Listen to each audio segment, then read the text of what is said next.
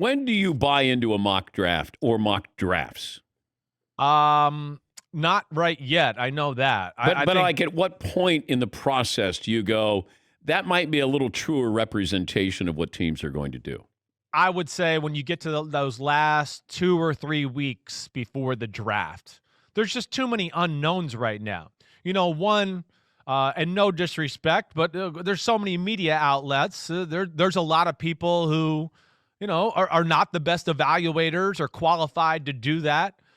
So I want to be like, okay, well, I mean, you don't know, and then the other thing I think that's into this, and the teams don't know yet. The teams are just starting to dive into the draft themselves here. It's been free agency, figuring out our own team. What do we need? How are we going to balance the salary cap and all of those things too? So that, of course, once they start to figure out the draft, it filters out to the people I do respect in the business, the Danielle Jeremiahs and those guys. They start to get a feel for what they're hearing from teams. And then that's the time when I start to go, oh, okay, all right, I'll pay attention to that mock draft. Oh, there's some logic there. I know he knows this team, so there's something there to that. And that's when I start to really pay attention. But you get this guy's rising, this guy's falling. Well, they haven't played a game in months, and Right. it feels like we're getting to the point when the coaches or the GMs or the scouts are able to get a better handle on assessing just how good these players are. Like Mac Jones at Alabama. All of a Right. sudden, Mac Jones is moving up. Like, what did Mac Jones do or not do that makes him, rise up in the first round? Well, I think like kind of what I just said is there's too many, and again, there's just too many unqualified people making qualifying statements at times here, and just, oh yeah, Mac Jones, end of the first round. Well, I've said it every day this week. I said it on my podcast. Mac Jones and I'm early here, Dan. I've just started. I've really only looked at like good throws of these quarterbacks. I'm about to dive in here. Mac Jones is a better prospect than Tua. Mac Jones is going to go in the top 10 from just what I've seen right now. I'd be shocked.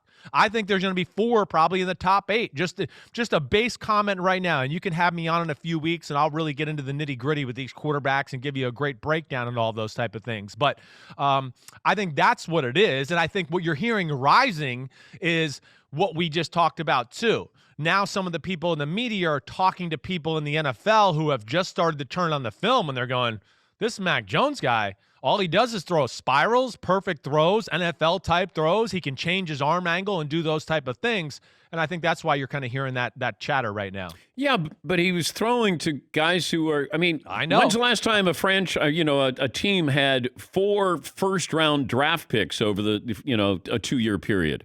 And that's what you're going to have with Alabama.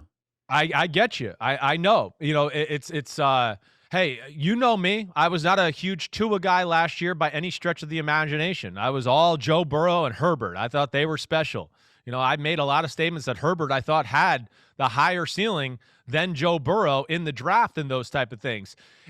Hey, Trevor Lawrence got talent around him too in Clemson. I think when it goes down to it, it's about, okay, what was available? What was there to be had? Did he take advantage of all that was there to be had? You've heard me say this before. When there's nothing there to be had, what happens? And then can I see NFL-type throws that I think translate, from college to the NFL? And that was my hesitation with Tua last year, but I saw enough just in the little clips I've seen and just TV scouting during the year where pockets collapsing, things aren't perfect, and he could still make a high-level throw to where I went, ooh, I like that about him. Yes, you're going to have to take into account those type of things, the talent around him and all of that. And, of course, Waddle, who was hurt most of the year, yeah, he's going to be, a top 20 pick. And Devontae Smith's going to be a top 20 pick too. Like these 2 receivers he had to play with this year, I think are better than Jerry Jeudy and Henry Ruggs. I'll just say that right off the bat. Yeah. So he certainly had help, but that's part of evaluating,